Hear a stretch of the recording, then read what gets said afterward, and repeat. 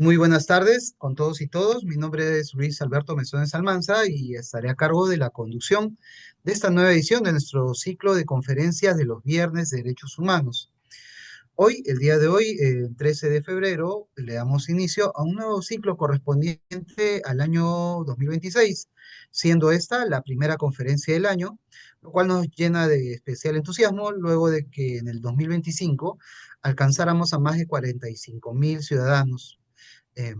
Precisamente por tratarse de la primera conferencia del 2026, contamos con un invitado especial internacional de relevancia, cuya trayectoria académica y experiencia enriquecerán profundamente la reflexión que hoy nos convoca. Quiero trasladarles un cordial saludo a nombre de nuestro director general, el doctor Manuel Augusto Pando Sánchez, quien les da la más cálida bienvenida y agradece su participación en esta importante conferencia académica. Antes de iniciar, quiero hacer algunos anuncios de importancia. En primer lugar, mencionarles que no es necesario registrar sus datos en el chat del grupo, ya que la plataforma Zoom registra su tiempo de ingreso, salida y permanencia en la sala.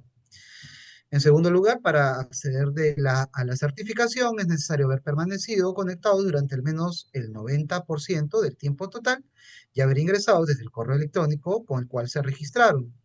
La entrega de certificados se realiza de manera posterior a la verificación del tiempo de permanencia de cada uno de nuestros más de 420 asistentes del día de hoy. Mencionarles también que las opiniones expresadas por nuestro ponente no reflejan necesariamente la posición institucional del Ministerio de Justicia y Derechos Humanos. Finalmente, señalarles que durante la exposición podrán realizar sus preguntas a través de nuestra caja de preguntas y respuestas. Concluida la ponencia de nuestro expositor, elegiremos aquellas preguntas que sean relevantes y aquellas que sean repetitivas, las agruparemos de tal manera de que la haremos trasladar a nuestro ponente el día de hoy. Bueno, mencionarles que el tema que hoy nos convoca es particularmente relevante, ¿no? En este contexto, em, porque hablar de políticas penitenciarias implica recordar también que las personas privadas de la libertad no dejan de ser personas, siguen siendo titulares de derechos fundamentales, de derechos humanos, y obviamente la privación de la libertad puede ser una sanción, pero esto no puede convertirse en una negación de la dignidad humana. Las reglas mínimas de las Naciones Unidas para el tratamiento de los reclusos, conocidas como las reglas Mandela, establecen estándares claros, el respeto a la dignidad inherente de toda persona, la prohibición de tratos crueles, inhumanos o degradantes, el acceso a la salud, educación, contacto familiar y programas que favorezcan la reintegración o reinserción social. El derecho penitenciario contemporáneo reconoce que la finalidad de la pena no puede reducirse únicamente al castigo. El sistema penitenciario debe orientarse siempre a la reeducación, la rehabilitación y la reincorporación a la sociedad. En tiempos, ¿no?, en los que con frecuencia se promueven enfoques que priorizan modelos cada vez más severos y punitivos, resulta necesario reflexionar de si un sistema basado exclusivamente en la sanción logra realmente la seguridad o si por el contrario profundiza ciclos de exclusión. Promover políticas penitenciarias con enfoque de derechos humanos significa afirmar que la dignidad humana no se pierde tras los muros de un penal y que la resocialización efectiva es una herramienta fundamental para la prevención de la reincidencia y la construcción de una sociedad más justa.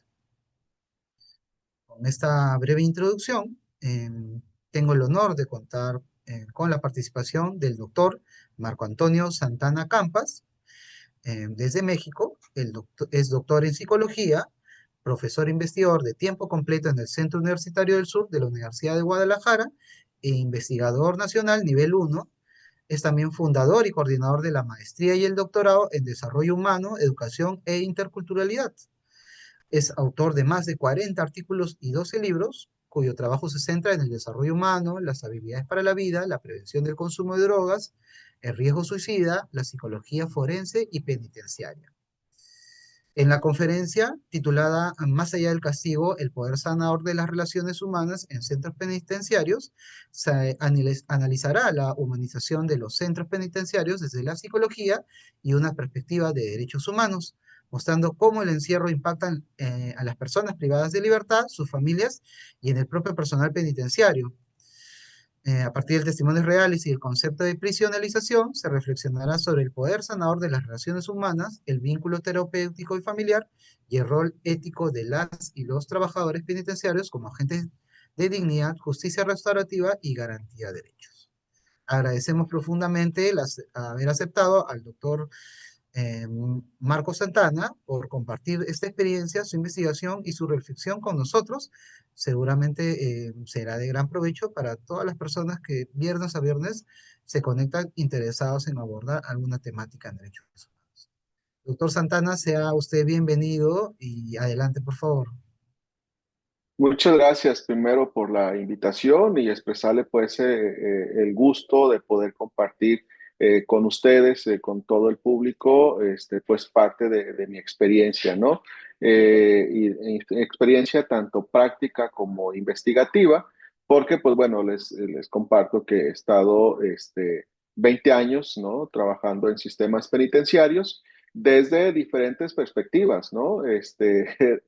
Inicié a trabajar en sistemas penitenciarios, siendo policía, custodio, ¿no? Entonces estuve en esa función como 6 años.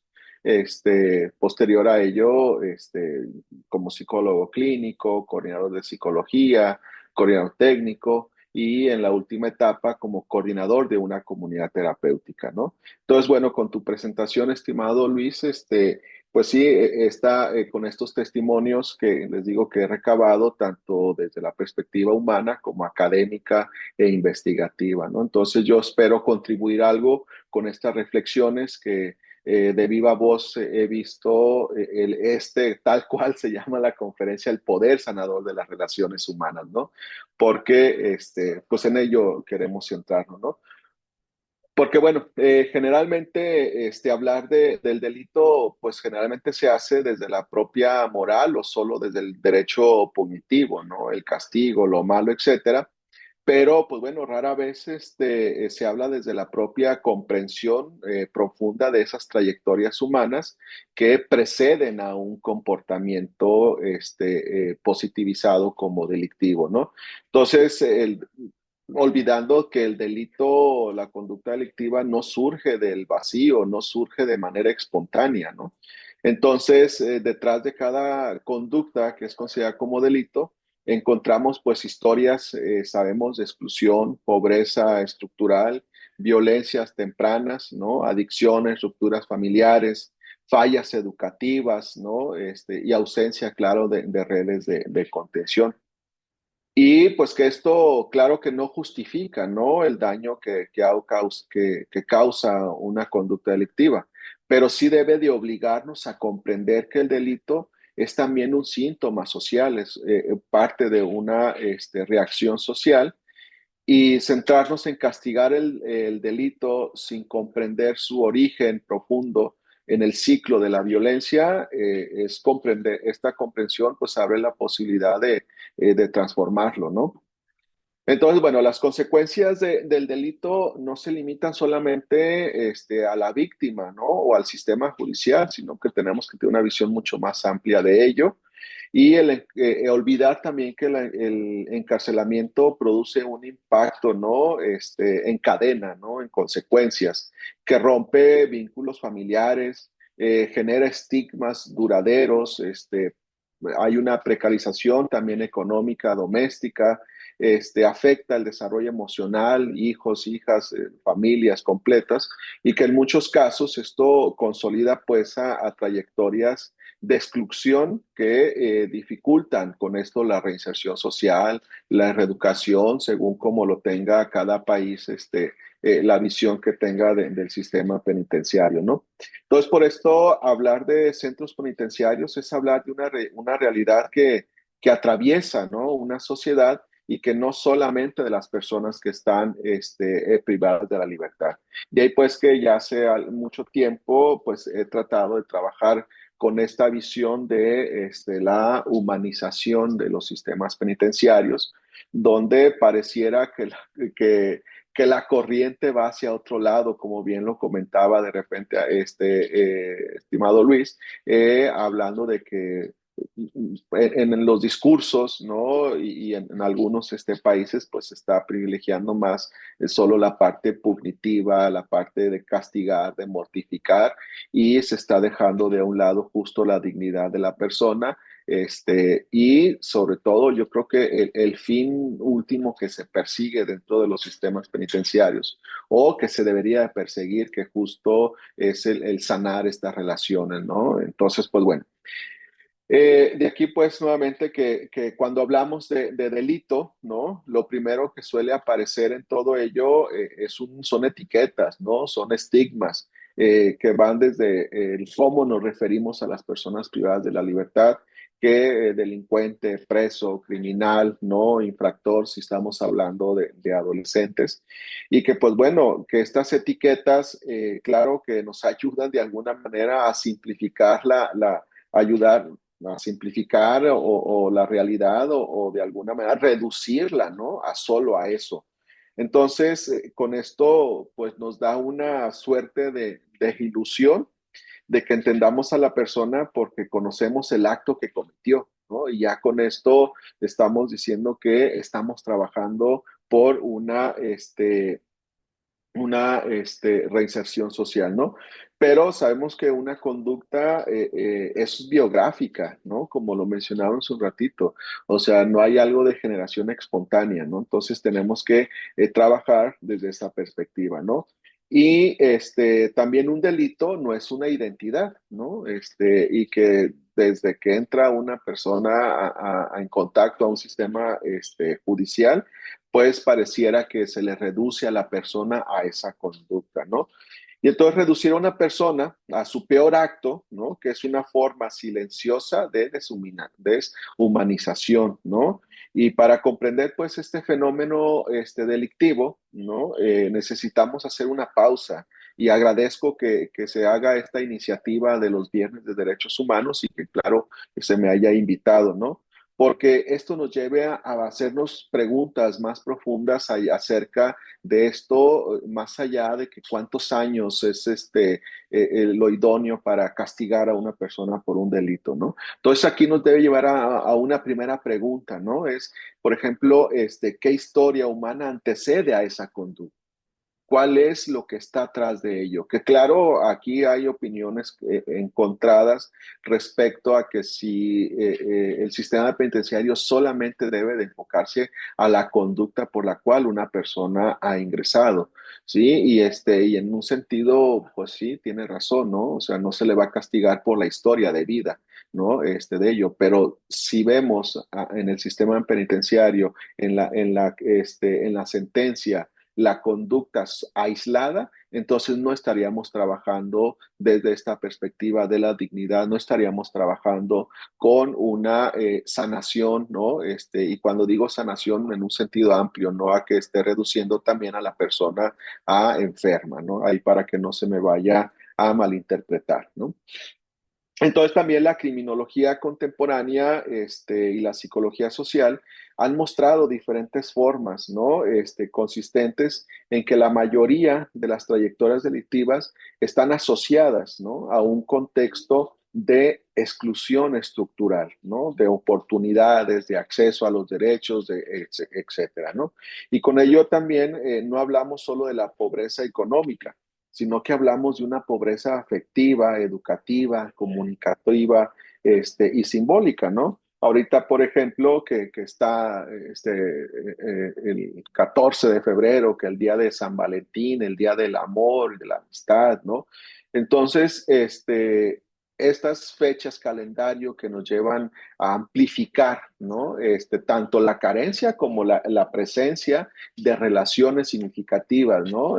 Con las personas. Entonces, pues esto es parte de que en ello puede poner en riesgo a una persona desde cometer un delito o incluso un riesgo de suicidio, ¿no? Ante la carencia o la imposibilidad de establecer estos vínculos humanos, ¿no?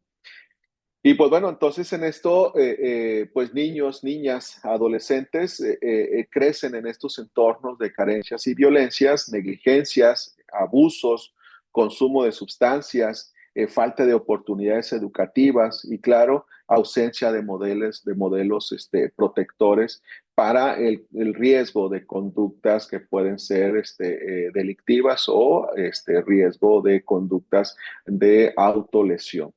Entonces, bueno, en este contexto, el delito por sí mismo, ¿no? Como lo he estado insistiendo, no aparece de la nada, sino que se va construyendo como respuesta desadaptativa, ¿sí? A condiciones de vida de profundidades y carencias adversas, ¿no? Entonces, en esto, claro que no estoy, insisto, que no esté queriendo justificar la conducta y evadir responsabilidades, ¿no? Sino que esto nos debe llevar a preguntarnos y orientarnos, ¿no? El comprender que la responsabilidad se ejerce dentro de condiciones concretas, ¿no? O sea, si queremos una justicia restaurativa, pues entonces tendríamos que llevar hacia la responsabilidad de la conducta que se ha realizado. Y claro que esa responsabilidad implica el reconocimiento de qué es lo que me ha llevado a ello, ¿no? A materializar la conducta. Y es parte de la responsabilidad de la comisión de un delito, ¿no?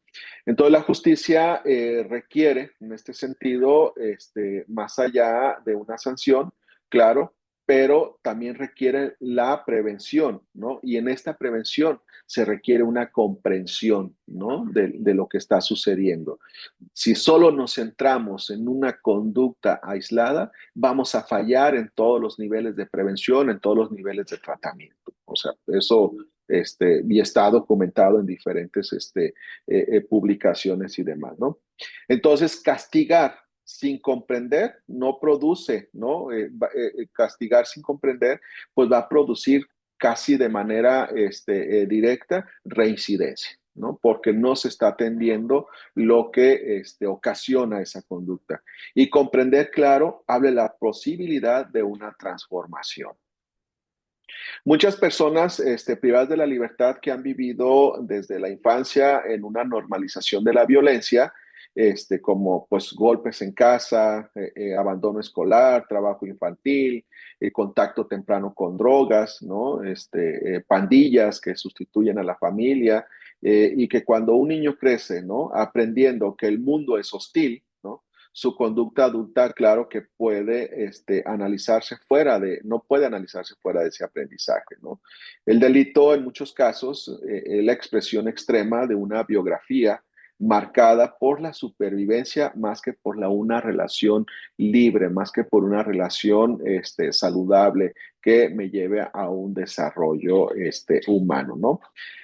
Entonces aquí puede aparecer, ¿no? Algo importante, ¿no? Entonces, el delito es una conducta, no una esencia, ¿no? Y con esto entonces pareciera, insisto, que la conducta es la que va a definir a la persona y entonces en ese sentido se le estigmatiza como delincuente, ¿no? Y pues tenemos que trabajar con romper todos estos estigmas, ¿no? Y siguiendo con esta idea, ¿no? De que el delito es una conducta, no es una esencia, entonces, desde la psicología, desde diferentes postulados humanistas, sociales, existenciales, sabemos que la persona no se reduce a sus actos, ¿no? Y hay autores, ¿no? Desde esta perspectiva más de apuntar hacia que la persona, toda persona tiene en esencia una tendencia al desarrollo, al crecimiento, etcétera.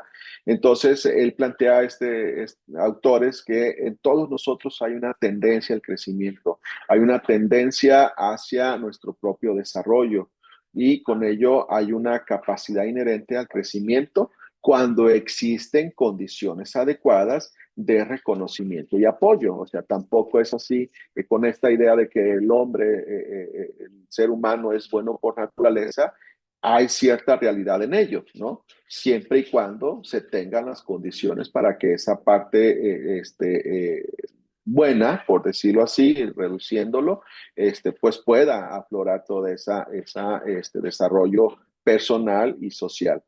Incluso esto, quienes han cometido delitos graves conservan este potencial de transformación, ¿no? Y la pregunta aquí también no es si lo merecen o lo deben de tener moralmente, sino la pregunta es si la sociedad no quiere perpetuar el daño o romper este ciclo, ¿no?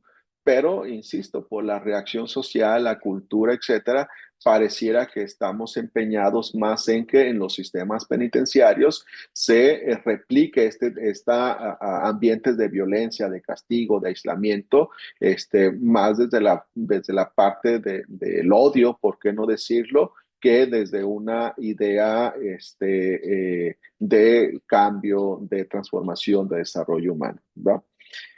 Entonces, bueno, y con ello entonces, al seguirse perpetuando este tipo de sistemas, de ambientes que se vivieron antes de ingresar a la cárcel y luego se siguen perpetuando en las cárceles, pues entonces aquí es donde vienen las grandes consecuencias, ¿no? Y que estas consecuencias no se limitan solo, como lo decía hace rato, a la víctima inmediata, ni al sistema judicial, sino que el encarcelamiento pues genera un impacto de expansión, ¿no? Y esta expansión pues va hacia las familias enteras, ¿no? Que dejan marcas, ¿no? De un estigma en hijos y hijas que crecen en ausencia de una figura parental, ¿no?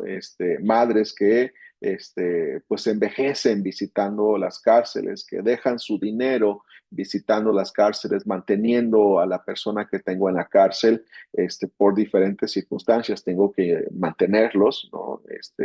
Y pues bueno, con esto también hay comunidades que se fragmentan, ¿no? Y pues la prisión no encierra solamente a las personas, ¿no? De manera aislada, sino que encierra a todas las redes de apoyo y humanas más complejas, ¿no? Entonces, bueno, y aquí pues vamos cuando se va perpetuando todo ello, ¿no? Entonces también hablar del delito como una responsabilidad colectiva, esto nos lleva también a repensar que el estar en cárcel no es una acción aislada del Poder Judicial, sino de todas las instituciones que formamos la sociedad, ¿no? Tanto instituciones gubernamentales como no gubernamentales, ¿no? Por eso hablar del delito también es hablar de esta responsabilidad colectiva, tanto como en la causa como en la propia consecuencia y el propio tratamiento para la reinserción social, ¿no? Y aquí vienen que en algunos países, como por ejemplo en México, que para algunos trabajos te piden como un requisito para ingresar al trabajo que no tengas antecedentes delictivos y te piden una carta que se le conoce como de no antecedentes penales, ¿no? Y ahí, por mínimo que sea el delito que hayas cometido, te va a aparecer y ya con esto te excluye, ¿no? La empresa, la organización. Entonces, aquí nuevamente es esta responsabilidad colectiva de reinserción social, pues entonces la propia sociedad no está permitiendo la reinserción, ¿no? Entonces, con esto no en el sentido de culpar a la sociedad por los actos individuales, claro está, ¿no? Sino que en el sentido de reconocer que la violencia es un fenómeno relacional, tanto en su origen como en su tratamiento y en la reinserción, ¿no? Y cuando una persona delinque, ¿no? La pregunta social no debería ser únicamente qué castigo merece, ¿no? Sino también que debían de estarnos preguntando en qué condiciones produjeron esa trayectoria y cómo evitamos que se repita, ¿no? Si tenemos la evidencia que se relaciona, genera algunos casos el delito como falta de oportunidades laborales, economía precaria, entonces, además de preguntarnos qué castigo merece esa persona, es así como que, y ok, y va a salir de la cárcel, ¿y qué sigue, no? O sea, va a seguir en la misma condición económica, desempleada, pues entonces estamos condenando a que la persona regrese a la cárcel, ¿no? Entonces, aquí se produce pues una tensión muy importante, ¿no? Entre dos modelos de justicia, ¿no? El modelo que es exclusivamente punitivo, que busca cerrar el conflicto mediante el castigo y mediante muros y entre más aislado de las ciudades del centro penitenciario, ¿no? Para que no se haya una vista siquiera que nos recuerde que las cárceles son parte de un fracaso social, político y económico, ¿no? O el modelo restaurativo que busca transformar el conflicto mediante la reparación, la reinserción, la reeducación y todas las R's que han pasado por la historia en el sistema penitenciario, ¿no?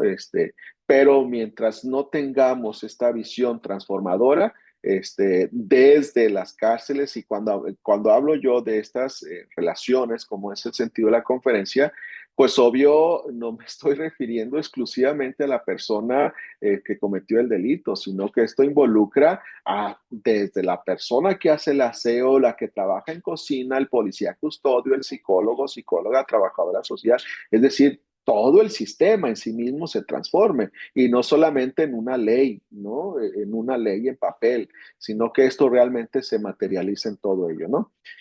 Entonces, el castigo en este sentido, puede, también la otra pregunta, ¿puede entonces el castigo determinar o detener que una aparición de una conducta? ¿Sí? Pero también la que tenemos que pensar en esta transformación relacional que puede prevenir también su repetición. Este es el punto de entrada para comprender que los centros penitenciarios no pueden limitarse solamente a custodiar o castigar cuerpos. Debe de intervenir en todo momento el comprensión de las historias humanas.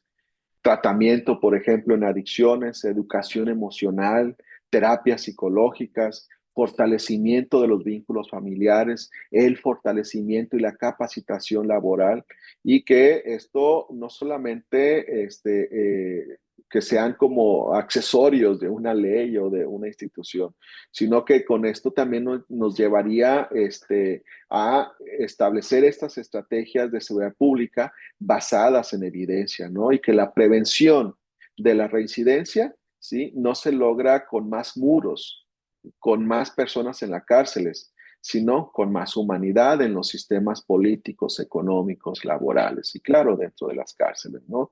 Entonces, esa idea de que a mayor castigo, a mayor aislamiento, estamos combatiendo la repetición de conductas es muy cuestionable desde diferentes perspectivas, ¿no? Entonces, de aquí que tenemos que dar ese vuelco a esta relación, a este modelo de tratamiento penitenciario más humanos, ¿no?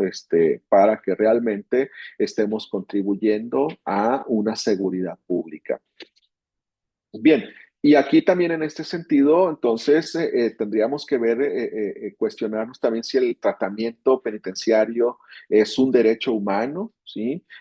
Que debe estar vigente de manera interdisciplinaria y no solamente disciplinaria, ¿no? Que pareciera que por ahí hay algunas corrientes en ello en que solo la disciplina, entrenamiento militar, horario de levantarse, acostarse, hacer, etcétera, ¿no? Donde todo se reduce a una disciplina, ¿no?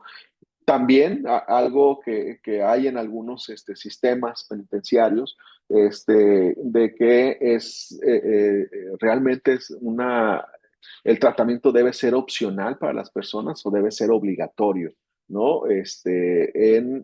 Tanto para que la persona que está recluida, que sea una obligación el que asista y se integre a todos estos programas, o tendríamos que dejarlo en libertad si quiere o no quiere hacerlo, ¿no? Y aquí claro que hay discusiones, ¿no? Muy interesantes sobre el desarrollo libre de la personalidad de una persona que comete un delito y que hay esa discusión filosófica acerca de que si se le obliga o asiste o se le niega un beneficio en la cárcel condicionado a que asista a un tipo de tratamiento psicológico, reeducativo, etcétera, se le está violentando el derecho humano al desarrollo libre de la personalidad, ¿no? Entonces, bueno, sí son cuestiones que tendríamos que estar revisando para darle este sentido al tratamiento penitenciario, ¿no?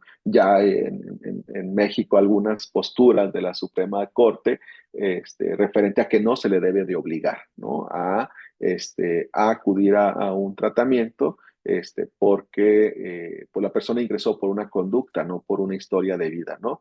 Y entonces aquí con esto que les decía, desde la perspectiva psicológica, pues una conducta no aparece de manera espontánea. Hay amplificadores, hay detonadores de esa conducta. Y si realmente queremos que esa conducta, como lo marca en México la Constitución, pues entonces no podemos, ¿no? Reducir el tratamiento únicamente a que la persona se centre y diga, no sé, en una oración de que no va a volver a realizar esa conducta. Tenemos que atender, ¿no? El origen de la misma, ¿va? Entonces, bueno, esas sí son algunas reflexiones que quedan por ahí, ¿no? Porque detrás del delito, ¿no? Hay una biografía compleja, ¿no? Y si aceptamos, ¿no? Que detrás del delito hay esta biografía, entonces la prisión deja de ser un espacio exclusivamente del castigo, ¿no? Y se debería de convertir en un espacio de responsabilidad social. ¿No? De esa responsabilidad de sancionar, si hay una responsabilidad de sancionar la conducta, sí, claro, pero también hay una responsabilidad de ofrecer condiciones reales de cambio dentro del sistema penitenciario, ¿no? Y aquí aparece pues la idea de que se debe conectar con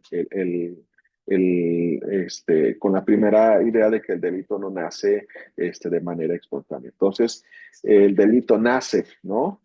Nace de vínculos rotos, ¿no? Y que para ello, pues tenemos que la transformación solo puede nacer desde la restauración de los vínculos, ¿no? Entonces, que las cárceles sean comunidades terapéuticas con enfoque en derechos humanos, ¿no?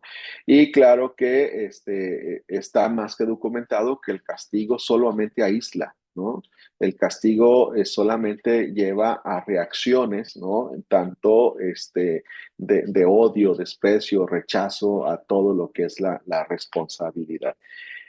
Entonces, entonces el castigo, ¿no? Aísla y el vínculo rehumaniza, ¿no? Y esto es algo muy, muy importante en cuanto, si queremos realmente invertir en seguridad pública, en prevención del delito, en tratamiento del delito, ¿no? Tenemos que cambiar ese enfoque, ¿no? Y de aquí algunas de las cosas que ya he venido comentando, ¿no? De que cuando se entra a la cárcel no solamente se castiga, sino que esto produce diferentes consecuencias en las personas, ¿no? Y para ello, como lo he estado comentando, para responder a esta pregunta, ¿no? De qué hace la prisión a las personas, pues ya desde la propia sociología, desde la propia psicología, con autores destacados en esta área, Erwin Goffman, por ejemplo, Michel Foucault, por mencionar solamente algunos, y que hay coincidido en la historia en que algo fundamental, ¿no? En la prisión no es solo un edificio, sino que la prisión en sí misma, la cárcel, el edificio, es una estructura que transforma identidades, ¿no? Y de ahí que una de las ideas de Erwin Goffman en un libro que se llama Internados, él introduce un concepto de institución total, ¿no? Y que esto de instituciones totales, ¿no? Significa un lugar donde la vida entera de las personas, del individuo, queda absorbida, limitada, ¿no? Por la propia organización institucional, ¿no? Donde dormir, comer, trabajar, convivir, mover, hablar, ¿no? Todo ocurre bajo reglas impuestas, ¿no? Por una autoridad central, ¿no? Por lo tanto, la persona deja de administrar su tiempo, su espacio, su cuerpo, su libertad, su responsabilidad, porque todo se lo está administrando una autoridad, ¿no? Y esto, lejos de, ¿no? Contribuir a la responsabilidad o a una transformación, hace el efecto totalmente contrario, ¿no? Tanto en la forma de relacionarme, la responsabilizarme, etcétera, ¿no? Entonces, Goffman, ¿no? Afirma que estos contextos, cuando ocurre, lo que lleva a esa mortificación del yo más allá del propio cuerpo, ¿no? Y aquí es donde vienen las graves consecuencias cuando, más allá del cuerpo, se está mortificando a la persona, a su esencia, a su yo, su parte espiritual, etcétera, ¿no? Entonces el interno sufre una serie de degradaciones simbólicas, ¿no? Que erosionan su identidad interior, pierde su ropa, pierde su propio nombre, pierde su identidad, sus decisiones son sustituidas por órdenes, ¿no? Y el mensaje implícito que en esto se lleva, ¿sí? Es que ya no eres quien eras, ya no eres una persona con libertad en el sentido más amplio y profundo, ¿sí? Es decir, simplemente ya no eres una persona, ¿no?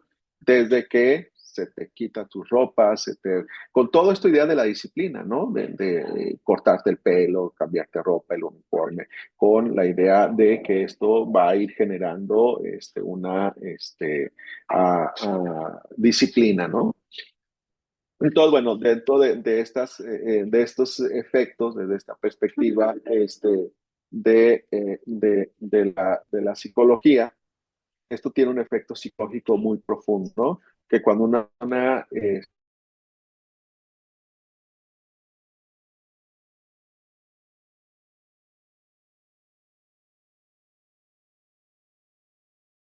controla sus conductas, sino moldea también la autoimagen y las ideas, y que este moldeamiento de estas conductas, de este castigo, van incluso más allá, ¿sí? Más allá de la cárcel, ¿no? O sea, incluso cuando salen, he atendido a muchas personas también que salen de la cárcel y toda la parte psicológica que implica el desprenderse ese acondicionamiento que se ha vivido dentro de ella, desde ansiedad social, ruptura de vínculos familiares, etcétera. Entonces, pues bueno, estos efectos van todavía después de que la persona sale de la cárcel, ¿no? Y aquí la importancia, claro, de los sistemas post-penitenciarios, ¿no? Y entonces, con todo esto, es que aparece este fenómeno que varios autores se lo han denominado como la prisionalización, ¿no? Y uno de ellos, pues, es la adaptación psicológica al mundo carcelario, ¿no? Que para sobrevivir la persona aprende nuevas reglas emocionales dentro de las cárceles, como pues la desconfianza, la rigidez, hipervigilancia, ¿no? Un silencio afectivo. Y estas estrategias son funcionales dentro de una prisión, pero se convierten en un obstáculo cuando ya están fuera de ella, ¿no? Lo que protege dentro de la cárcel te daña fuera de ella, ¿no? O sea, esa rigidez, el mantener a la persona con esa desconfianza, esa hipervigilancia, entonces, bueno, pues es normal en estos sistemas penitenciarios para sobrevivir. Pero entre más años dure una persona en la cárcel, más se va a arraigar en la conducta estas ideas, y entonces de aquí la idea de que lo que te protege dentro te daña afuera. Siguiendo con estas ideas, ¿no? También se señala algo muy importante en todo ello, ¿no? Que incluso en estas instituciones totales la persona nunca va a desaparecer por completo, sino que surgen microespacios de resistencia, solidaridad, humor, espiritualidad, aprendizaje. Aún con todo aquello puede surgir esto, ¿no? Y ahí es donde la humanidad justo, ¿no? Encuentra estas grietas para sobrevivir, ¿no? El que vaya un grupo religioso, que vaya una asociación civil, el que alguna persona trabajadora del sistema penitenciario vaya en contra de toda esta desconfianza, rigidez, y ofrezca un espacio de humanidad. Entonces ahí es en ese pequeño espacio de las personas van encontrando el cómo conservar su propia humanidad, ¿no? Aquí, por ejemplo, conté yo, con todo esto, no preguntarnos, ¿no? De qué le pasa al interno, sino qué tipo de sociedad produce las prisiones, ¿no? O sea, estas prisiones que tenemos ahorita son reflejo de nuestras propias sociedades, ¿no? Y entonces, también, por ejemplo, Foucault en Vigilar y Castigar, él sostenía que la cárcel modernas, ¿no? Formaba parte de una cultura de vigilancia, ¿no?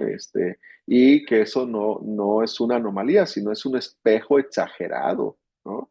De una sociedad que clasifica, evalúa y normaliza conductas, ¿no? Entonces, en ese sentido, la prisionalización también alcanza al personal penitenciario, ¿no?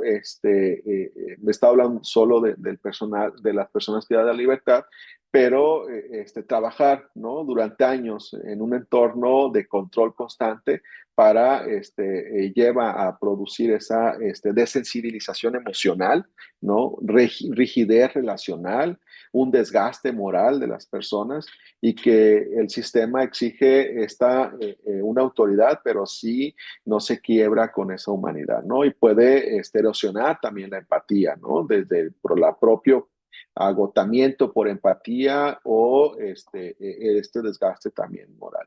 Lo mismo ocurre pues también con las familias, ¿no? Que viven en forma de encierro simbólico, también un estigma social, un miedo, vergüenza y claro, también un duelo ambiguo, ¿no? O sea, tengo la pérdida de un integrante de mi familia, sé que está ahí, pero no lo tengo, ¿no? Entonces es este duelo ambiguo, ¿no?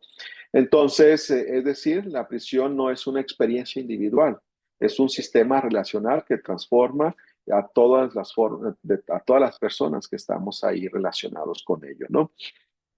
En ese sentido también, el encarcelamiento también lo podemos ver como causa de una herida relacional, pero también ocasiona heridas relacionales, ¿no? Y aquí puede aparecer también otra pregunta, ¿no? Que nos podemos llevar para la reflexión, es si la institución, ¿no? Tiene el poder de humanizar, deshumanizar todas las cárceles, todo el sistema penitenciario, tienen ese poder de deshumanización, entonces la pregunta sería, ¿tiene el poder también de rehumanizar, ¿no? ¿Y cómo sería ese proceso de rehumanización desde los centros penitenciarios, ¿no? Entonces, desde una perspectiva en derechos humanos, la respuesta debería ser sí, claro, ¿no? O sea, también tiene el poder de rehumanizar el sistema penitenciario. Y como se mencionaba en la introducción, ¿no? Las reglas Mandela nos recuerdan que la privación de la libertad no elimina la dignidad de las personas, ¿no?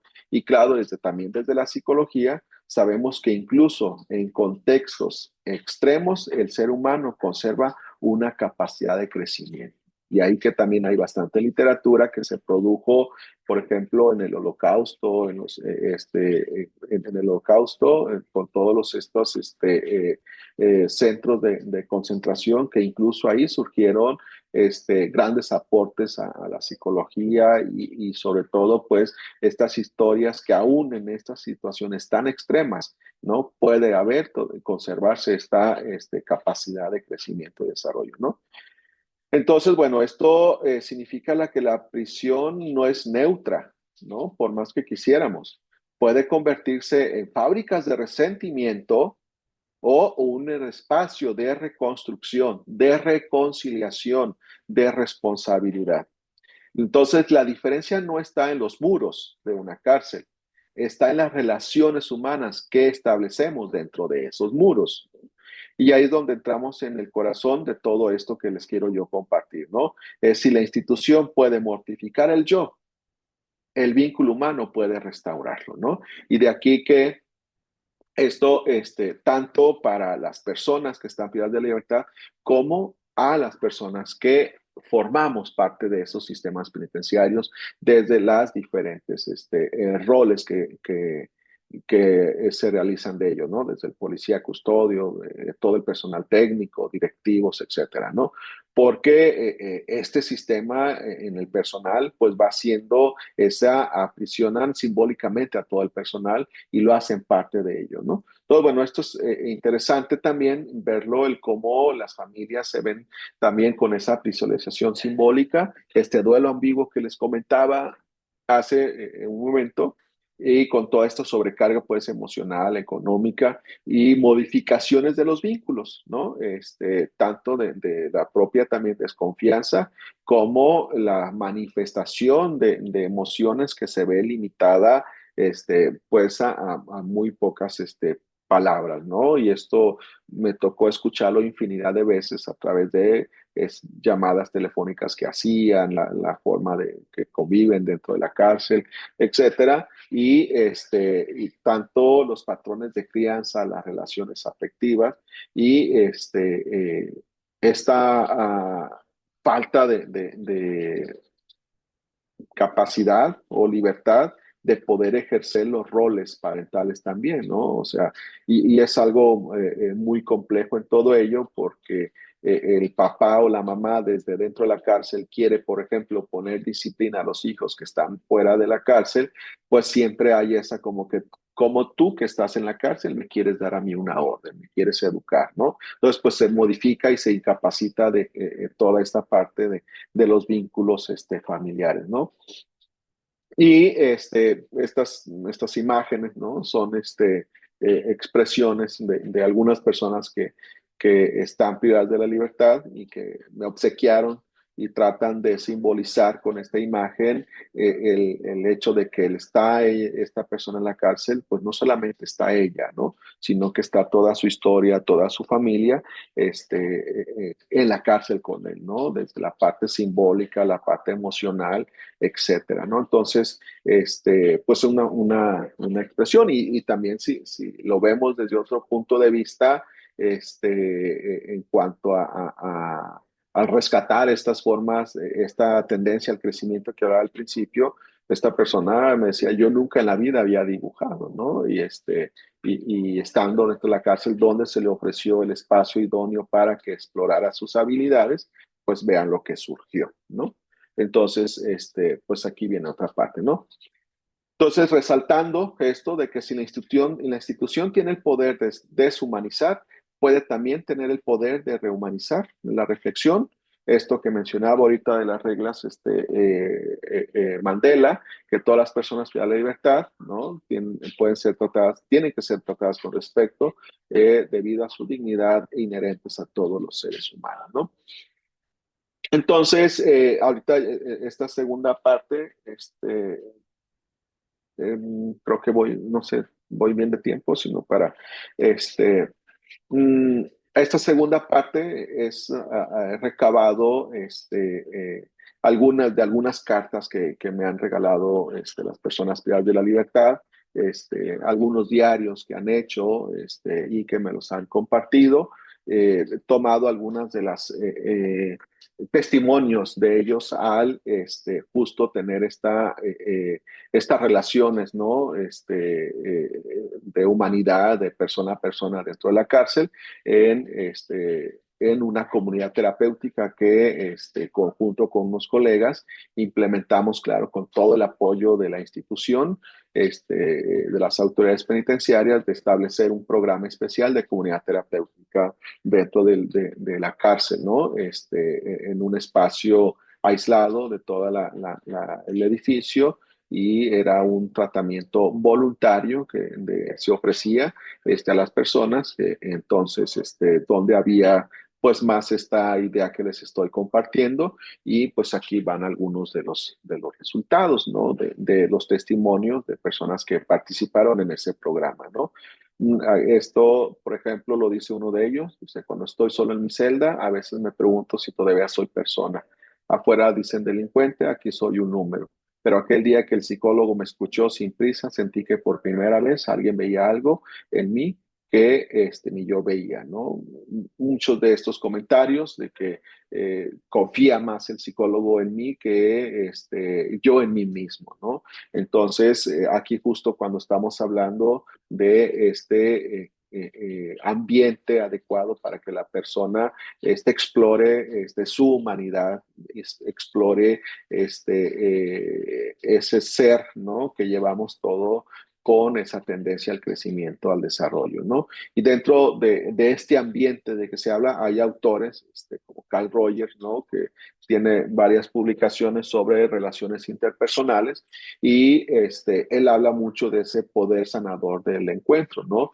Y habla, por ejemplo, que para que haya una manifestación de la persona auténtica con esta tendencia al crecimiento y que se manifieste con todos sus temores, con todas sus debilidades, debe haber un espacio y una relación donde haya una aceptación incondicional, es decir, esa aceptación más allá de la conducta delictiva, más allá de lo que cometió o no cometió.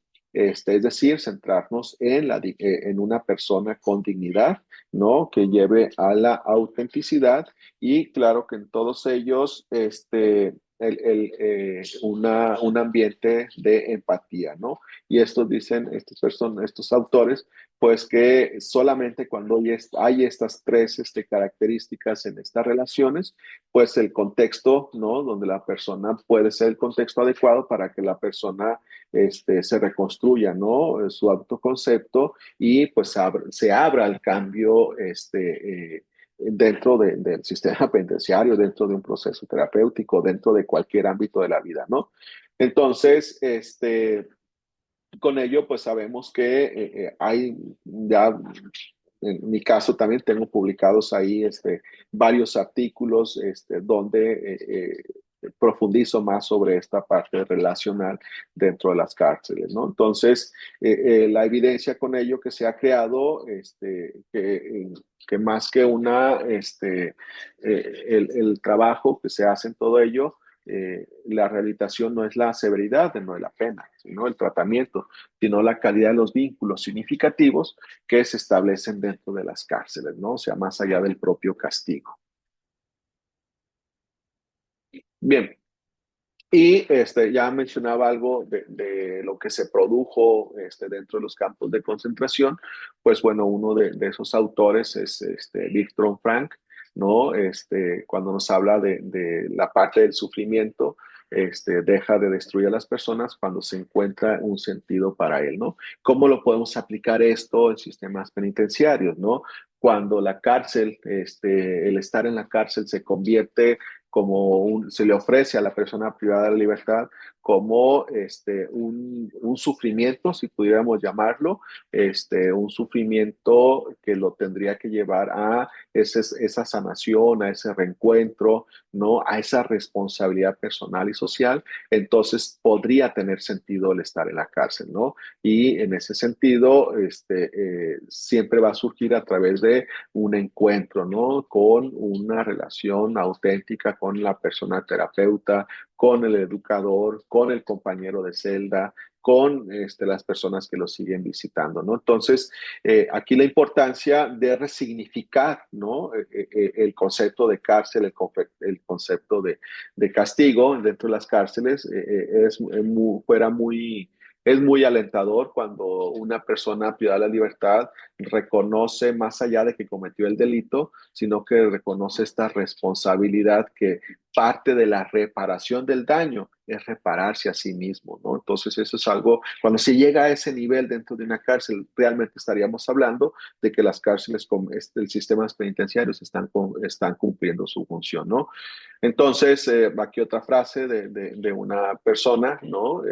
Cuando me escucharon llorar en silencio, entendí que nunca nadie me había escuchado de verdad, ¿no? Entonces, pues bueno, aquí otra perspectiva. Cuando hay un espacio, cuando se ofrece dentro de la cárcel una comprensión empática, ¿no? Con estas características que mencionaba, más allá de juzgar a la persona, más allá de reducirla a una conducta delictiva y verlo justo como la persona que es y que merece respeto y amor. Y aquí, ¿no? Cuando hay ese ambiente, esta frase es de otra persona privada de la libertad, dice, yo creo que ese es el problema de la mayoría de aquí que no los visitan y eso pues duele, ¿no? Entonces, el trabajar, el entrenar, por decirlo de una manera, a que la persona que está dentro de la cárcel también viva esa parte de ser empático, de reconocer el dolor que he creado, ¿no? Pues esto lleva a generar un vínculo, ¿no? Más allá de una visión egocéntrica, ¿no? Y poder comprender que el otro también está sufriendo y no solamente yo, ¿no? Entonces ahí se van generando eso, ¿no? También, ¿no? El poder que genera cuando tú estás ofreciendo un espacio de aceptación, ¿no? Y aquí una manifestación también, dice, me guste lo que me guste, ellos no me discriminan ni me aceptan. Y esto se siente chido, ¿no? O sea, se siente bien. Entonces, cuando se van generando este tipo de cosas, es cuando la persona se va a abrir más hacia, ¿sí? El cambio personal, ¿no? O sea, es como que los primeros pasos para ello, ¿no? El respeto, ¿no? En unas actividades grupales, ¿no? De terapia grupal, terapias de aceptación grupal, etcétera.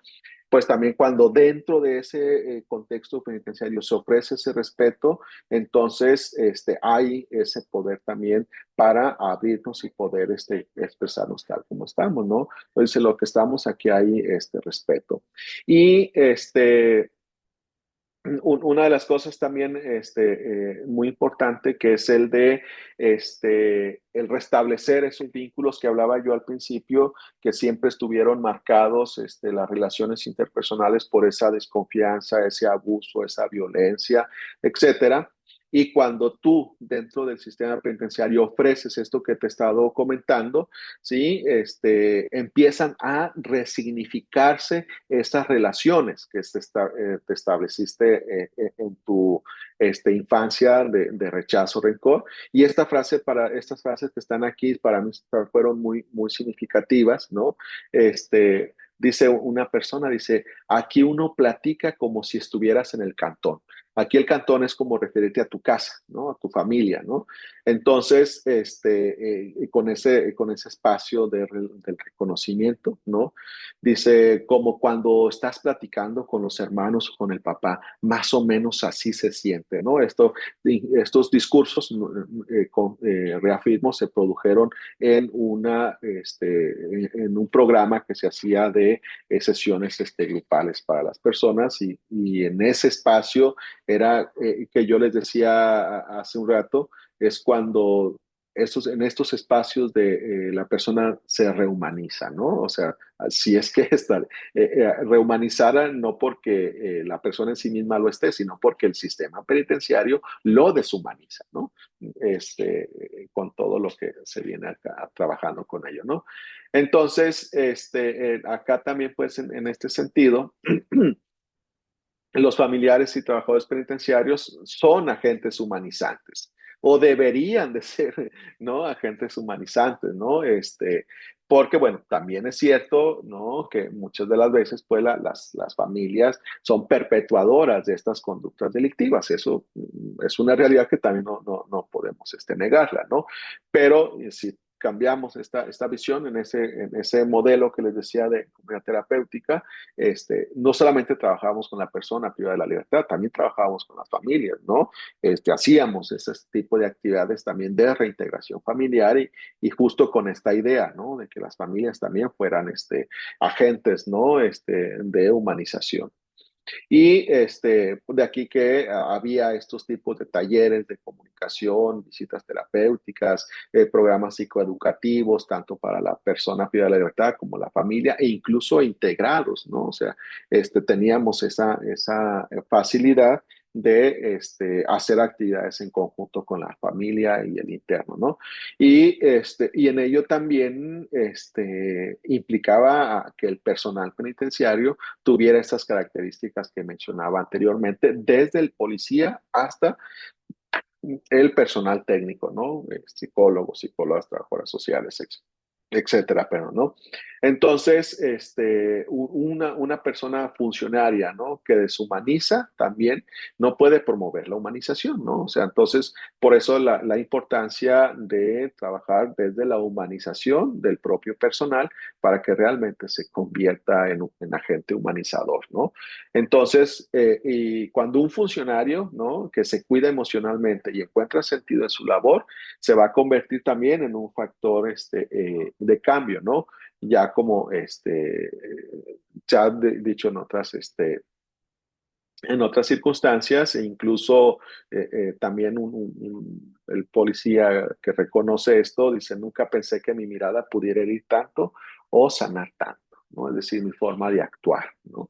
Entonces, pues insisto, esto lleva a una transformación total más allá de estas situaciones de la parte punitiva, mortificación, etcétera, ¿no?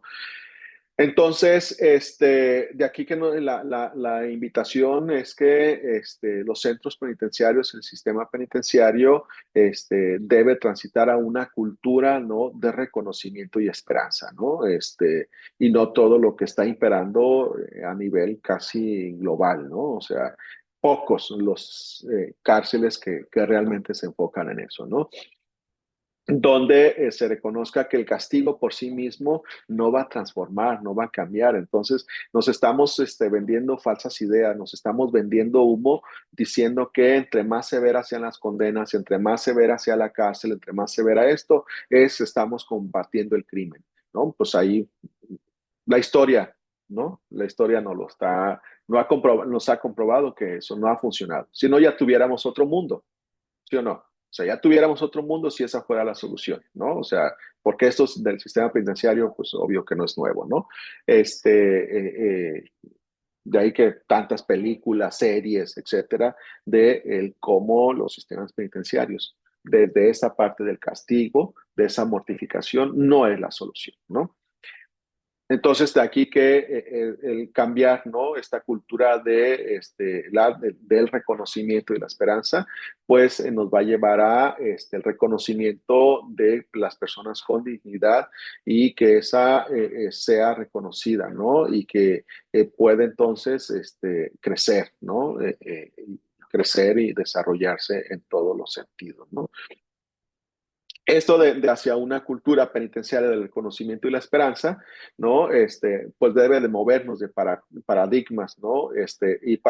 Movernos de paradigma más allá de la propia ley, más allá del derecho positivo, sino por eso lo he estado mencionando como una cultura, ¿no? Donde el control punitivo hacia el reconocimiento restaurativo de las personas, ¿no? Y entonces hay suficiente evidencia, tanto en la historia como reciente, ¿no? Que los programas basados en justicia restaurativa, en unas psicoterapias humanistas existenciales, educación emocional y fortalecimiento familiar, reduce el nivel de violencia institucional, que es algo también importante, mejora la convivencia y disminuye la reincidencia delictiva, ¿no? Pero pareciera que es más fácil, ¿no? Es más fácil y más barato, pareciera más fácil y más barato el quedarnos en esta idea de punitiva, y que sí, a lo mejor de manera inmediata, ¿no? Pues sí, no contrato el personal técnico necesario, y solamente contrato abogados, y solamente contrato policías y custodios y me ahorro, ¿no? A los impuestos públicos, ¿no? De que los sueldos y prestaciones de todos los demás personal penitenciario. Y sí, de manera inmediata estás ahorrando, te está saliendo más barato de manera inmediata, ¿no? Pero a largo plazo eso te va a costar mucho más porque no estás solucionando el problema que ello, ¿no? Entonces, siguiendo con esta idea de la cultura, ¿no? Ideas, ¿no? Aquí otra frase muy importante de una persona que la leo también. Dice, yo no cambié por miedo al castigo, yo cambié porque un día alguien me habló como si yo valiera la pena. Nadie me había hablado así en mi vida. Sí, ese fue el primer día que me sentí persona, ¿no? Entonces, aquí la importancia del reconocimiento de la dignidad que está desde las reglas Mandela y en muchos libros de filosofía y etcétera. Y insisto, y esto pues claro, la propia experiencia de que cuando vemos más allá de eso, estamos dando el reconocimiento a la persona, ¿no? Entonces, pues sí, más allá de los muros, pues hay historias que también merecen ser escuchadas, ¿no? Y ser atendidas con todo ello. Y el vínculo humano también no empieza cuando se abre la puerta, cuando inicia la persona entra a la cárcel, ¿no? Sino que cuando miramos al otro con ese reconocimiento, con esa dignidad y que esto, alguien con esa dignidad va implícito el restablecerme como persona con capacidad de amar, ser amado, reparar y crecer, ¿no? Entonces, tal vez algunos de ustedes que me escuchan, pueden decir que esto es algo romántico, iluso, utópico, y tal vez sí, tal vez tienes razón, ¿no?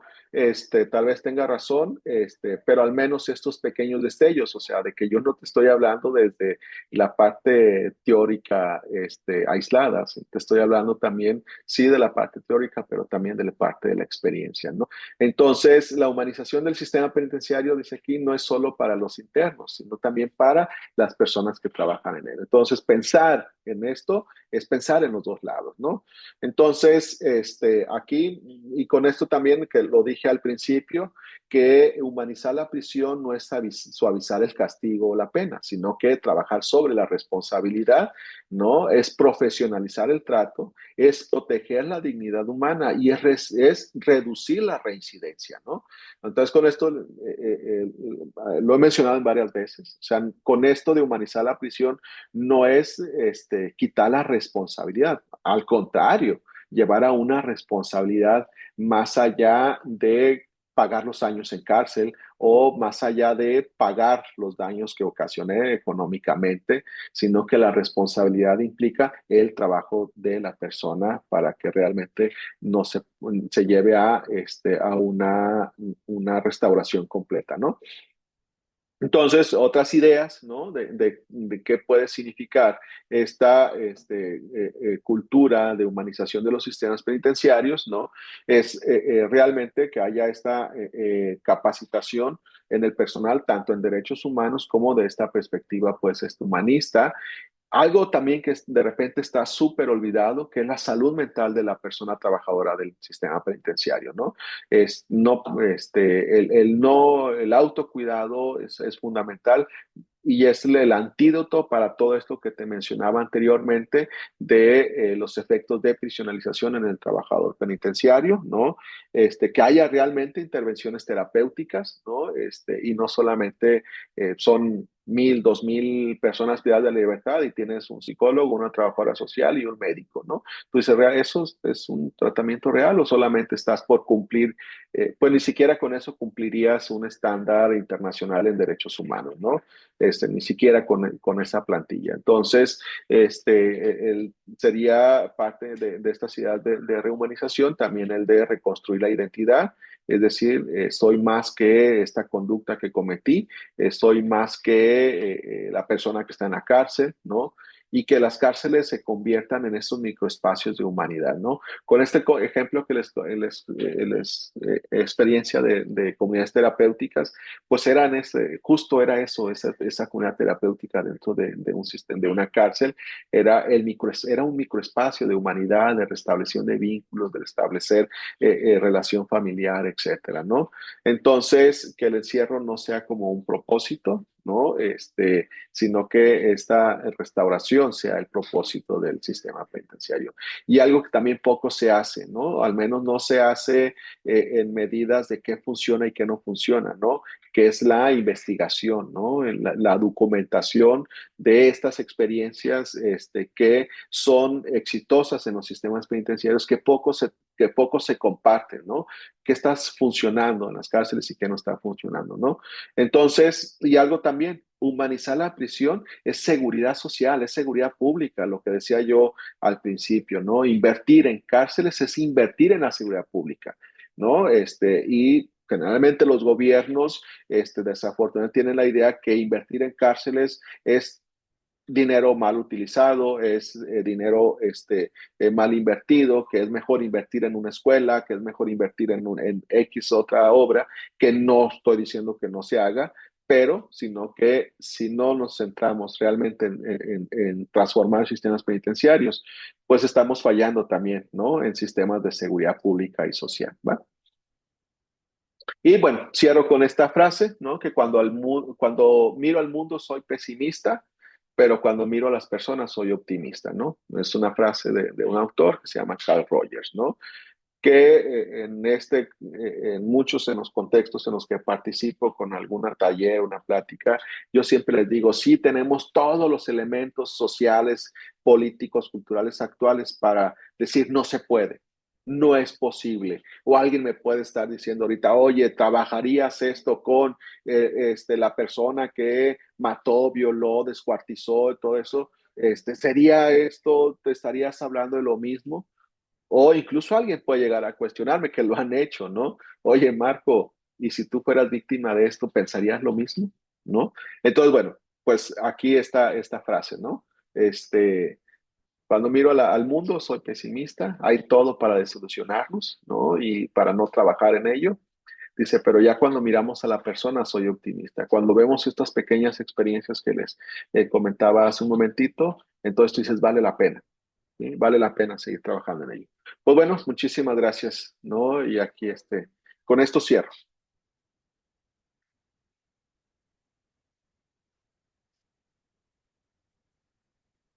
¿Sí?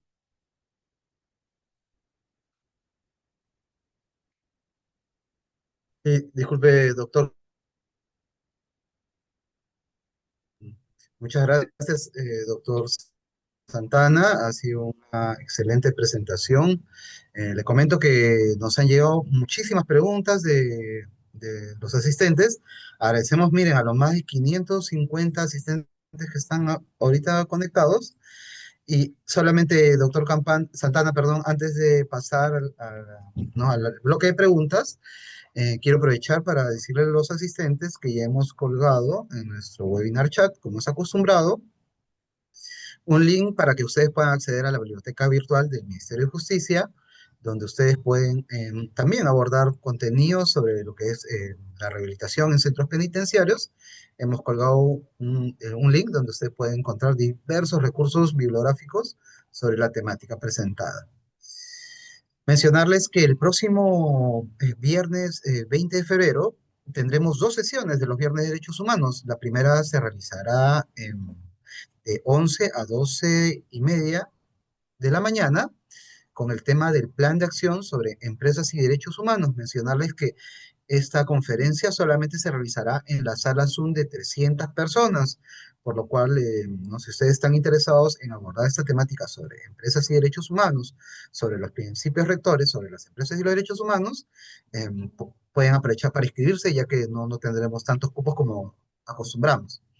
Por la tarde de ese mismo 20 también de febrero, realizaremos también la conferencia de los Viernes de Derechos Humanos en el horario acostumbrado de 3 a 4:30 con el tema de la protección de las personas defensoras de derechos humanos. Estarán el director de Políticas y Gestión en Derechos Humanos de la Dirección General de Derechos Humanos de este ministerio. Continuando con los anuncios, mencionarles que ya hemos colgado también nuestra encuesta de satisfacción de esta conferencia. Si usted, ¿no? De acuerdo a su opinión, puede ingresar, también hacernos sugerencias sobre temáticas que quisiera que abordáramos en los Viernes de Derechos Humanos. Le agradecemos siempre su tiempo para poder llenar esta encuesta. Ya casi para finalizar, mencionarles nuevamente ¿no? que ya saben que ustedes la próxima semana podrán ustedes participar en la conferencia de 3 a 4:30. Ok, entonces con estos breves anuncios, doctor Santana, entonces voy a empezar con las preguntas. La primera dice así, dice, en la región hemos visto la implementación de modelos penitenciarios altamente restrictivos, como el Centro de Confinamiento del Terrorismo SECOT en El Salvador. Desde una perspectiva de derechos humanos y psicología penitenciaria, ¿cuáles considera son los principales riesgos y desafíos de este tipo de enfoques predominantemente punitivos? Sí, gracias, estimado Luis. Pues justo lo venía comentando, ¿no? Que esto lleva a más que producir un cambio, produce odio, produce resentimiento, ¿no? Y ¿cuánto va a estar la persona ahí? 5, 6, 10 años, no sé, y toda la carga emocional que va a ir generando en esos 10 años, pues, o sea, no va a salir la persona de la cárcel con esta idea generalmente no va a salir con la idea de hacer un cambio en sí mismo, sino va a buscar la venganza, ¿no? O sea, y una venganza a lo mejor más sutil o lo que tú quieras, pero, o sea, son las personas que generalmente tienen una reincidencia, ¿no? Porque no hubo, ¿no? No hubo un cambio de paradigma de la persona, de idea, de identidad, ¿no? Y dejémoslo ahí solo por comentar algo, ¿no? Sabemos que cuántas personas llevaron un debido proceso, o sea, asumémosle eso, ¿no? O sea, que si realmente era culpable o era inocente, que es otra realidad que tenemos en los sistemas de justicia, ¿no? Todas esas fallas que hay en los juzgados y demás, ¿no? Entonces, pues ahí justo lleva a este tipo de odio, resentimiento y se está demostrado también, ¿no? Que a mayor tiempo esté la persona en cárceles, mayor van a ser los efectos negativos en la persona cuando no se tiene un acompañamiento pues, terapéutico, sanador, etcétera, ¿no? Entonces, bueno, ahí, ¿no? O sea, creo que ese ejemplo que mencionan es el ejemplo claro de una cultura penitenciaria de no reinserción social, ¿no? O sea, esa es la realidad, de no reinserción social, ¿no? Desde los propios derechos humanos, desde la propia psicología, o sea, no hay los elementos suficientes ahí como para decir realmente está trabajando con una reinserción social o reeducación, o no sé, en Perú, por ejemplo, cuál sea el enfoque así claro, pero en México se supone que la Constitución dice es la reinserción social y procurar que la persona no vuelva a delinquir, ¿no? O sea, es lo que nos mandata la Constitución en México, ¿no? Entonces, pues obvio que con estos sistemas para nada se está contribuyendo a ello. Muchas gracias, doctor Santana. Efectivamente, como le escuché decir, ¿no? A veces parece que hablamos de una utopía y hablar de una utopía no está mal, ¿no? Casualmente desde el ámbito de los derechos humanos buscamos, ¿no? Buscamos casualmente construir esa utopía, ¿no? En este mundo. Doctor Santana, voy con la siguiente pregunta, que también es una pregunta relacionada a la anterior. Dice, doctor, ¿considera que el sistema penitenciario debería establecer enfoques diferenciados de tratamiento entre personas condenadas por delitos de menor lesividad y aquellas vinculadas más bien a la criminalidad organizada, sicariato, extorsión? Dice, desde la psicología penitenciaria, ¿qué criterios deberían guiar esa diferenciación sin vulnerar el principio de dignidad humana? ¿Será posible eso, doctor, o no? Estamos yendo por lo contrario.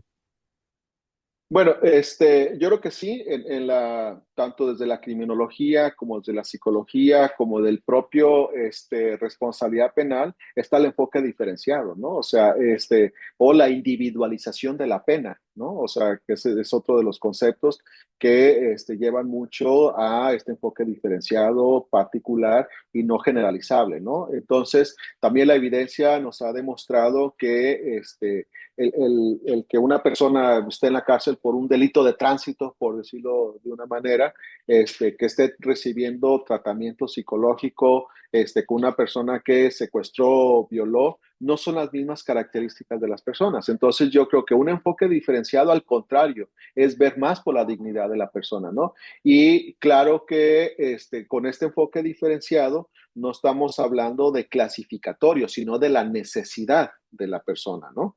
Entonces, si partimos de la premisa de necesidad de tratamiento, entonces no estaríamos atentando con la dignidad de la persona ni los derechos humanos. No me vas a atender a mí igual como si soy un paciente oncológico, a que si llego al consulta con un resfriado común, ¿no?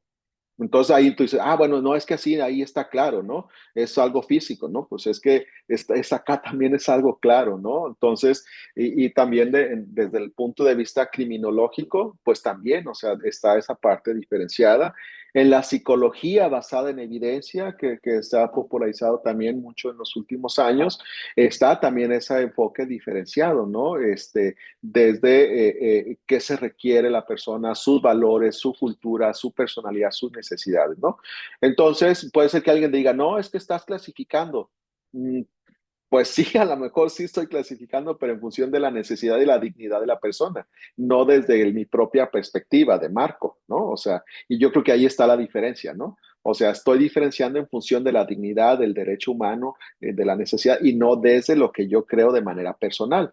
Y que ahí a lo mejor me puedo equivocar bastante y voy a estar diferenciando por juicios, prejuicios, ¿no? O sea, y entonces ahí, claro, ¿no? Ahí sí estaría atentando con la dignidad y el derecho humano. Entonces, no, la tendencia es a que sí, los tratamientos sean diferenciados, tanto penitenciario, psicología, medicina, etcétera, ¿no? Entonces, no, y que claro que es posible.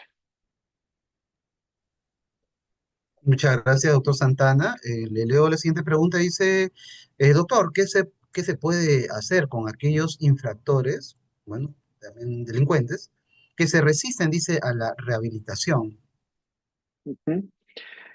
Bueno, ahí sí he trabajado mucho con adolescentes. 20 años que estuve en el sistema penitenciario, pues, estuve en diferentes áreas. Y esta resistencia no solamente es en adolescentes, ¿no? O sea, también es en adultos, ¿no? De no acudir a un tratamiento y demás. Hay técnicas, ¿no? Hay técnicas, no de persuasión o manipulación, pero sí hay técnicas desde la psicología que llevan mucho a la motivación al cambio, ¿no? O sea, y lo dijiste tú, estimado Luis, hace un momentito de la utopía, ¿no? Entonces, claro que yo también estoy de acuerdo en generar utopías porque de alguna manera nos guían hacia donde queremos llegar, ¿no?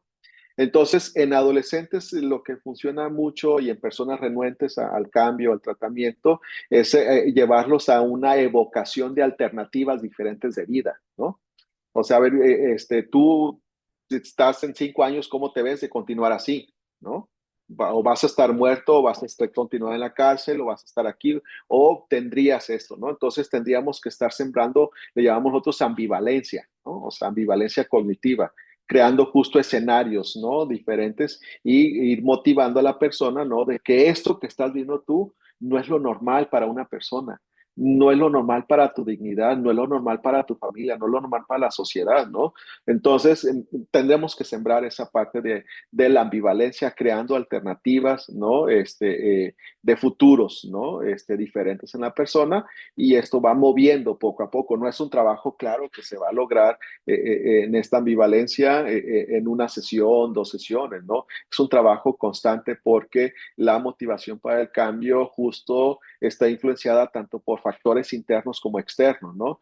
Y entonces parte de nuestro trabajo como facilitadores, como terapeutas, como sistema penitenciario, justo es trabajar con esa resistencia e incrementar y mantener esa motivación para el cambio, ¿no? Es algo fundamental, ¿no? Y les digo, si hay hay una técnica que se trabajó justo primero se empezó a experimentar el funcionamiento de la técnica con personas justo con problemas de adicción, que se conoce como la entrevista motivacional, ¿no? O sea, hay bastante literatura sobre ello, y justo nos lleva a sembrar esta ambivalencia, el generar estas utopías, si tú quieres si queremos llamarle utopía o alternativas diferentes de vida, ¿no?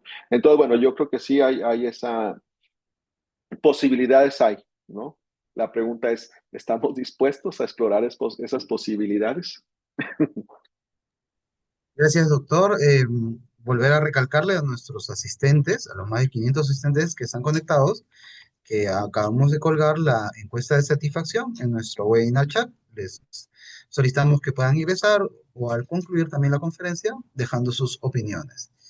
Doctor Santana, le traslado una pregunta. Dice, buenas tardes, muchas gracias por la ponencia.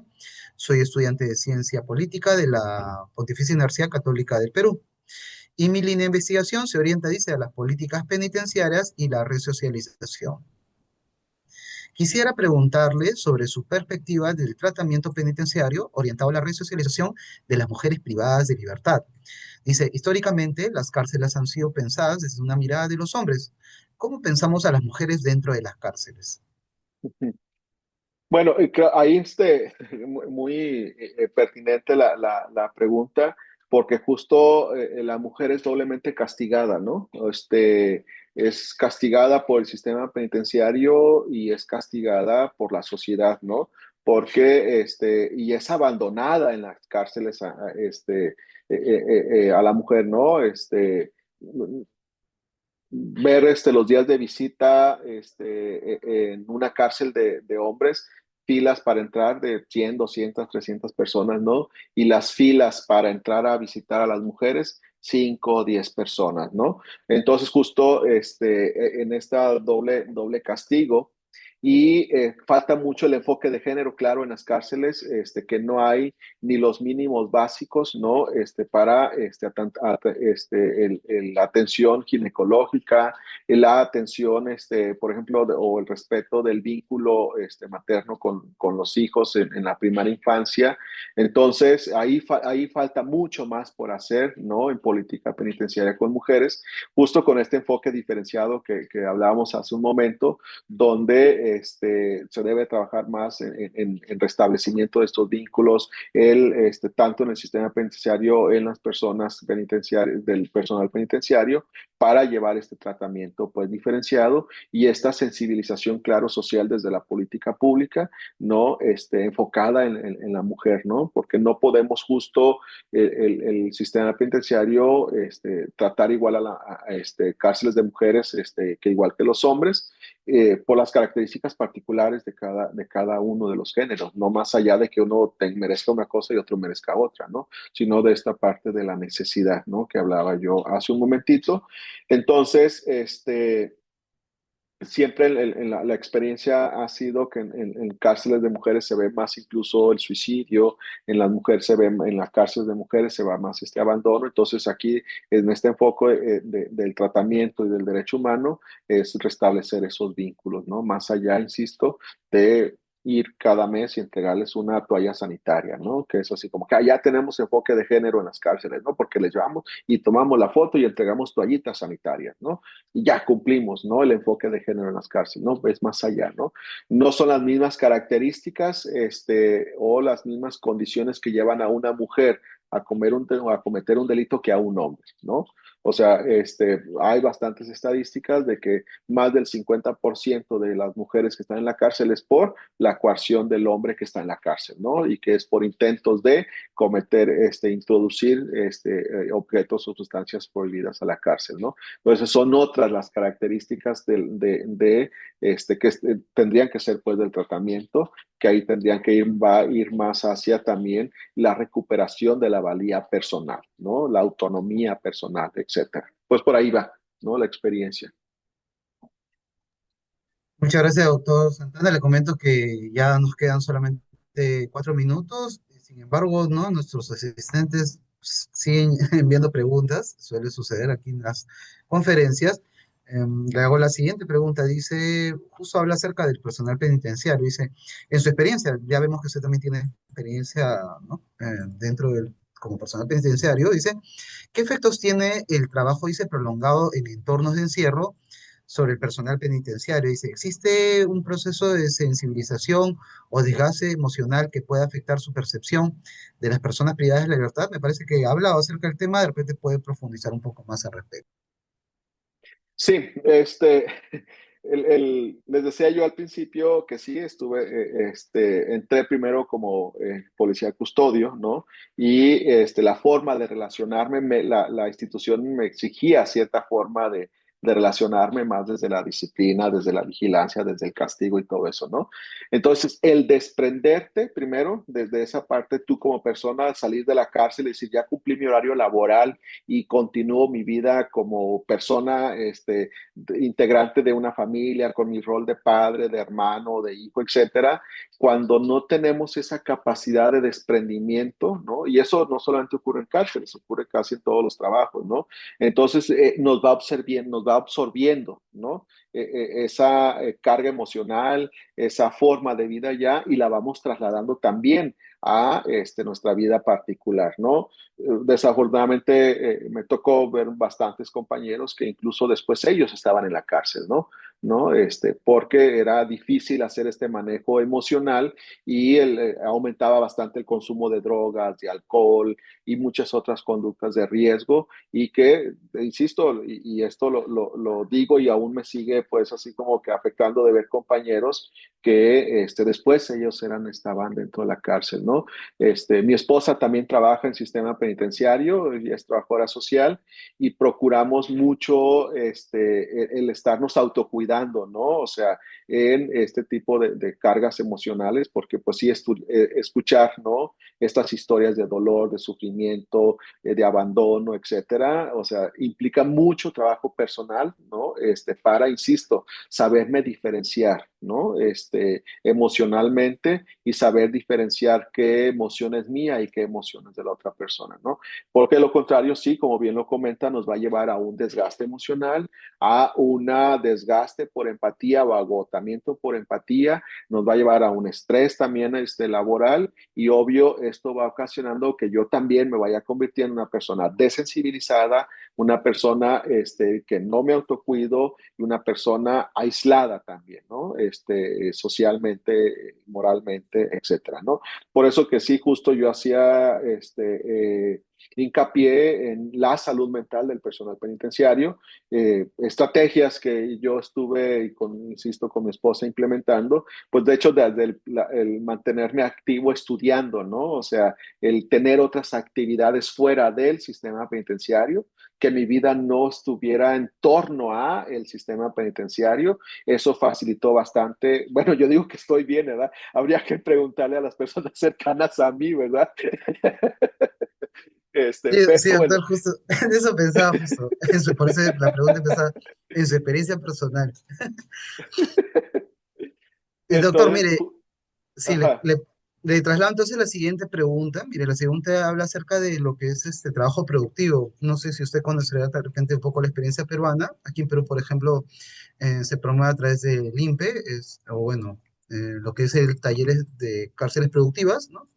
Para que los Ujú. reclusos puedan también, ¿no? Desarrollar distintos talleres. Hay también un programa llamado Orquestano, muy conocido, ¿no? Que contribuye, ¿no? Que las personas privadas de libertad también, por ejemplo, puedan acceder a talleres de música, ¿no? Una manera muy buena de resocializar. Más este proyecto ha ganado más de una vez, ¿no? Como una práctica destacada en la gestión pública. Le digo la siguiente pregunta. Dice, la resocialización, dice, suele promoverse a través del estudio, dice, y el trabajo voluntario dentro del penal. Dice, ¿cuál es su opinión sobre modelos que articulen el trabajo penitenciario con micro, pequeñas empresas, por ejemplo, lo que mencionaba, talleres productivas, buscando no solo capacitación, sino también sostenibilidad económica y eventual reparación o contribución al mantenimiento del sistema? Mira, yo creo que eso es un excelente modelo y eso lo estuvimos trabajando también nosotros. También en México hay la industria penitenciaria que se llama, y de manera más utópica, como lo mencionábamos hace ratito, en ese sistema de comunidad terapéutica del que les hablaba, justo era esa parte de la vinculación del sector privado con nosotros dentro de la cárcel y era el que produjeran, ¿no? Tanto diferentes artículos que se fabricaban ahí, hasta siembra con huertos urbanos. Entonces hacíamos una economía circular, ¿no? Porque el dinero de lo que recibía la persona privada de libertad, había una concientización, no era de manera impositiva, sino una concientización de la responsabilidad que tengo yo como persona privada de la libertad, de que el recurso que yo estaba ganando en la cárcel era parte para mi familia, una parte para mí como persona y otra parte de contribuir a la comunidad terapéutica que me estaba facilitando todos estos procesos, ¿no? Y con ello, justo en esos momentos, hicimos reparaciones de instalaciones eléctricas, reparaciones o sea, mucho del mantenimiento para que el lugar fuera más digno, ¿no? De ello, ¿no? Entonces, creo yo que esto es como lo que mencionas, estas pequeñas experiencias de éxito, si las magnificamos, si las llevamos a un nivel macro, claro que va a ser mucho mejor este tratamiento y esta reinserción social donde estemos otra vez en esta parte del vínculo sanador, restaurador, no solamente del personal penitenciario con la persona privada de la libertad, sino con el sistema social, ¿no? Que luego de lo contrario, como bien lo mencionábamos, o sea, el hecho de que salgas a la cárcel y nadie te quiere dar trabajo, ¿no? Pero si yo como empresa te empiezo a preparar dentro de la cárcel, saliendo de la cárcel, te sigo contratando en ello, ¿no? Ahí luego, desafortunadamente, también es una realidad que muchas empresas quieren colaborar en cárceles, ¿sí? Para evitarse pago de impuestos, para evitarse pago de prestaciones de seguro social, para evitarse muchas cosas, ¿no?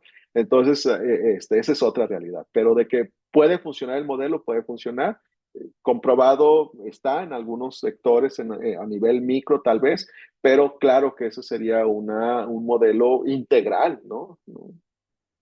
De reinserción social. Muchas gracias, doctor Santana. Entonces, le comento que ya hemos llegado al final de nuestra conferencia. Queremos disculparnos con aquellos asistentes con los cuales no le hemos podido leer su cantidad de preguntas enviadas. De todas maneras, les confirmamos que el ponente ha compartido ya su presentación PPT y la estaremos compartiendo a través de nuestros grupos de WhatsApp.